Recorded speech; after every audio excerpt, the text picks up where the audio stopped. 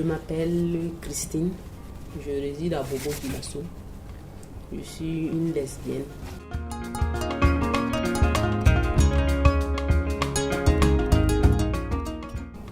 Oui, je sais, c'est que le violence, je suis le genre. Oui, j'ai été victime de ça aussi, plusieurs fois. Les jeunes de notre quartier, donc c'est une de mes amies qui est venue me dire que je suis comme ça, que je suis une lesbienne. Donc ils ont voulu me tester aussi, voir si c'est vrai ou bien si c'est faux. Donc ils m'ont demandé, j'ai voulu nier que je ne suis pas comme ça, pour ne pas que ça vienne chez nous et que mes parents entendent ça. Donc j'ai nié. Donc ils m'ont fait du chantage, que de donner l'argent. Que sinon qu'eux vont dire à tout le monde qu'ils sortent avec les filles. Voilà.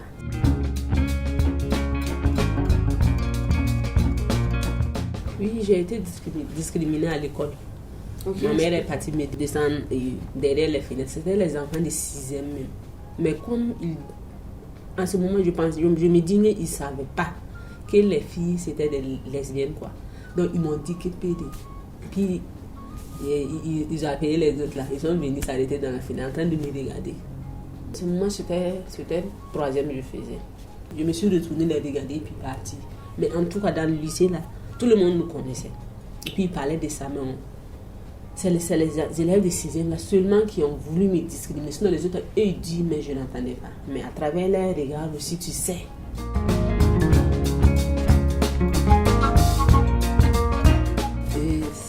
C'est à ma 6e. C'est à ma 6e au Molo Samou. J'étais là-bas. Il y avait une fille.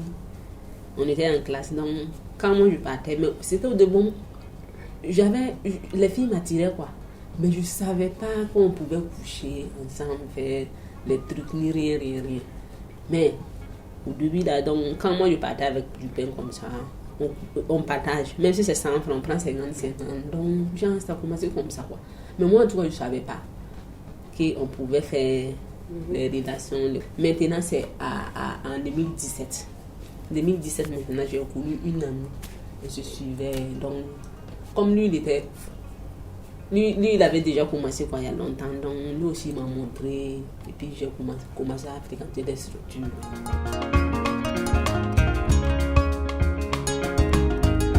Je voyais que c'était normal. Parce qu'en ce moment, je suis petit. Par exemple, si tu es devenu grand avant de rentrer dedans. Parce que comme d'autres aussi, eux ne connaissent pas et tout. Mais moi, en tout cas, j'ai connu ça tout. Depuis que j'étais petit, même chez les habillements garçons que j'aimais tout.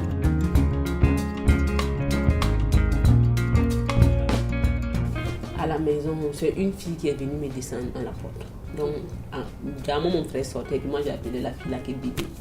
Et puis, mon frère aussi avait payé des gens pour qu'ils me surveillent. Si je suis comme ça, bien sûr, je ne suis pas comme ça. Donc, maintenant, eux m'ont surveillé. Après, je ne sais pas, en 2020, mais c'est 2019, les trucs des AB là, on est venu frapper les gens. Voilà.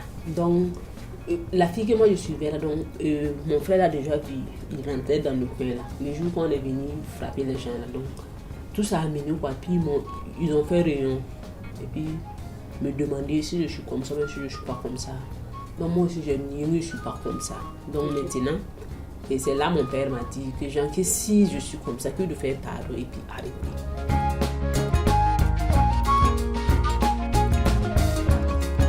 En tout cas, ça vaut les 5 ans comme ça. C'est une fois, on nous a dit, à nous, les et puis les gays, qu'on n'a pas fait espoir et vie, faire des tests de VIH. Donc quand on est parti, on nous a discriminés. Et puis, ils nous ont cherché. Or, d'après ce que j'aurais appris même, que Espoir et Vie travaille avec les trucs LGBT là. Mais je suis partie, ils nous ont discriminés. Et puis ils sont partis appeler les autres là, qui nous connaissaient pas, qu'ils n'ont pas vu nous. Quand nous sommes assis dans le coin de réception là, tu vois, ils vont venir s'arrêter, regarder, dire rien, ils ne veulent pas, après partir, ils nous ont cherché. Ils nous ont pas dépisté. Voilà, ça a été comme ça. Mais pour le moment, pour maintenant là, ça va.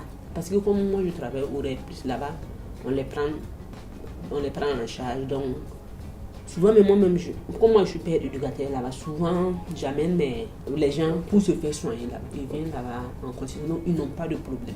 Mais en dehors de ça, Moi, en tout cas, je ne parle pas, mais consulter quand elle ne veut pas.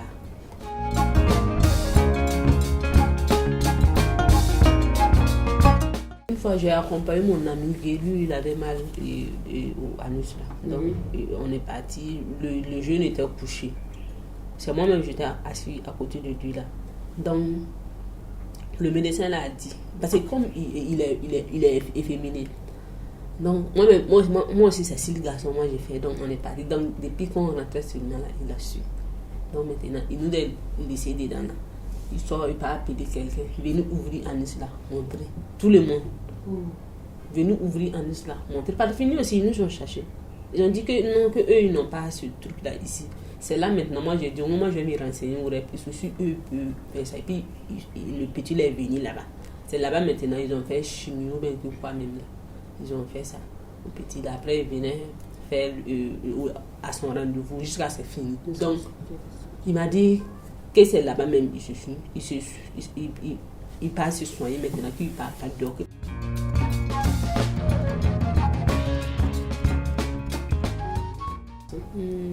Ça fait 4 ans.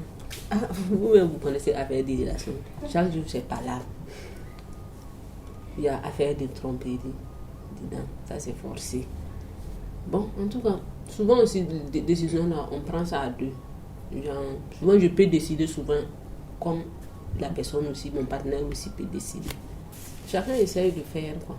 Les concessions. Là, c'est ça.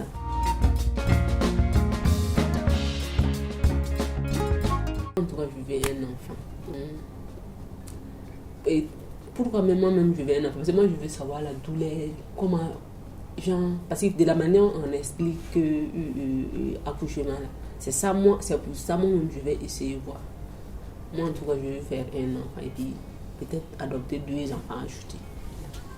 Si j'ai eu les possibilités, en tout cas, c'est insémination que je voulais faire. Mais s'il n'y a pas autre possibilité, je serai obligée de faire comme... Même si c'est un coup et puis avoir quoi. Voilà.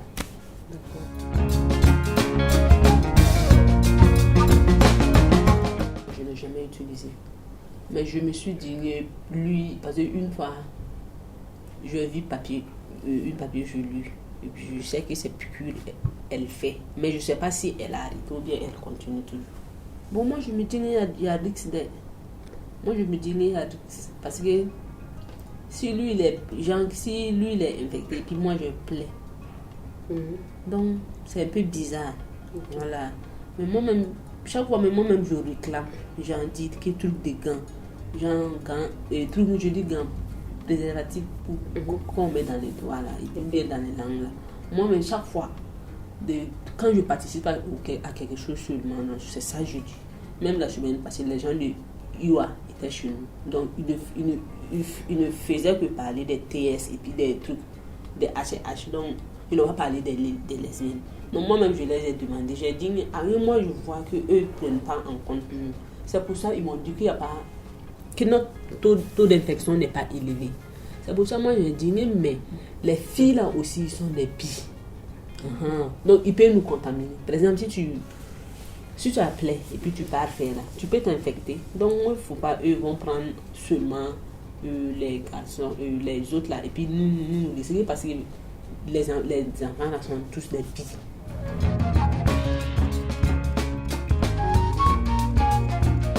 Parce que j'ai déjà fait un truc de cancer de col là même, donc une sage-femme était là, donc je me suis mis nuit, et puis il a mis le truc là, et puis regardez, pour moi je n'ai pas de problème.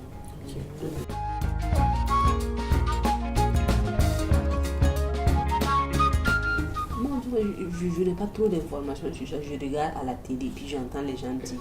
Je ne me suis jamais approché de quelqu'un pour qu'on m'explique bien. Peut-être quand je vais vouloir faire ça, moi je vais prendre mieux de renseignements.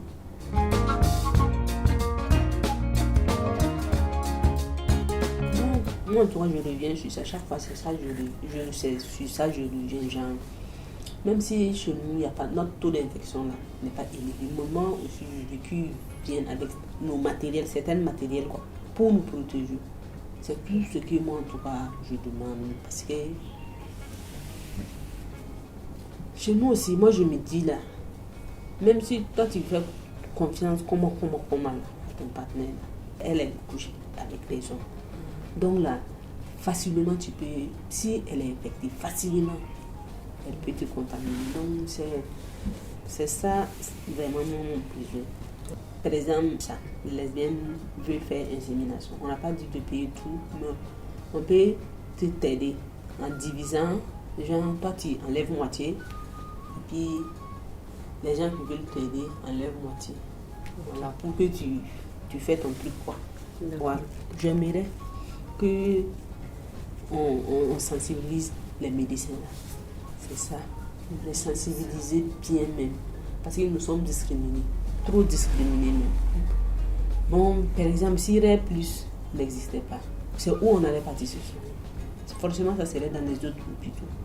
Mais si là-bas on nous discrimine, donc tu as peur même d'aller, tu vas rester et puis mourir avec ton malade, tellement tu as peur. Donc, moi, en tout cas, je veux qu'on sensibilise les médecins là. Voilà. C'est ça, moi je demande, parce que la santé avant tout.